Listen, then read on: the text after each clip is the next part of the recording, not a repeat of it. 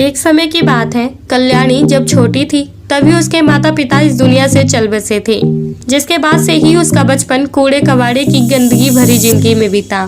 अब कल्याणी काफी बड़ी हो चुकी थी, पर बावजूद इसके उसे आज भी कबाड़ा इकट्ठा करके ही 2 वक्त की रोटी का गुजारा करना पड़ रहा था। वो कभी रेलवे स्टेशन के पास लोगों द्वारा इस्तेमाल की गई प्लास्टिक बोतल को इकट्ठा करती, तो कभी कचरे के ढेर से प्लास्टिक लोहा इकट्ठा करके उनको बेचकर 2 पैसे कमाया करती थी। और इसी मजबूरी में उसे फुटपाथ पर सोना पड़ता था।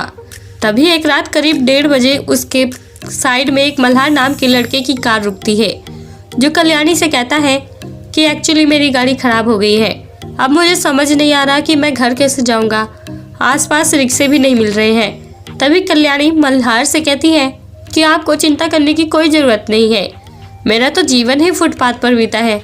वैसे भी रात के 1:30 बज चुके हैं, 5 बजते ही तुम्हें यहाँ से ऑटो रिक्शा मिलनी शुरू हो जाएगी। कल्याणी की ये बात सुनकर मल्हार फुटपाथ पर ही रात गुजारता है। इसी तरह सुबह हो जाती है। तब मल्हार कल्याणी से पूछता है कि ऐसा क्या हुआ जो तुम्हें अपनी जिंदगी फुटपाथ पर गुजारनी पड़ती है। तभी कल्याणी कहती है कि जब मैं छोटी थी तभी मेरे माता पिता का देहांत हो गया था। फिलहाल मैं कबाड़ा इकट्ठा करती हूँ और उसे बेचकर कुछ पैसे कमाती हूँ।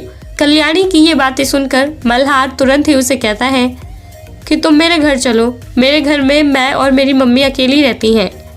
मेरा अपना एक फैमिली बिजनेस है और वैसे भी वहाँ तुम्हें दूसरा काम भी मिल जाएगा।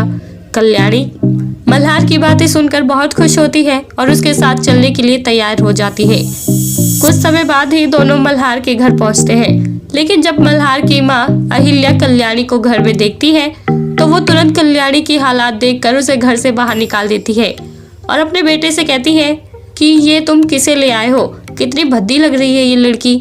तभी मल्हार अपनी माँ को समझाता है और कल्याणी के पास्ट के बारे में बताते हुए उससे कहता है कि कल्याणी के पास कोई दूसरा काम नहीं है, इसलिए ये कबाड़ा इकट्ठा करके 2 पैसे कमाती है। रात को अगर ये नहीं होती तो पता नहीं मेरा क्या होता। रात को मेरी गाड़ी खराब हो गई थी, लेकिन कल्याणी की वजह से मुझे किसी चीज़ की कोई दिक्कत नहीं हुई। मल्हार की ये बातें सुनकर अहिल्या बहुत गिल्टी फील करती है और तुरंत कल्याणी को अपने घर में बुलाकर उसे कुछ कपड़े दे देती है और फ्रेश होने को कहती है। और जब कल्याणी तैयार होकर उनके सामने आती है तब वो लुक्स के मामले में पूरी तरह से बदल जाती है। उसे देखकर लग ही नहीं रहा था कि वो वही कल्याणी है जो बीते दिन कबाड़ा इकट्ठा करने का काम किया करती थी।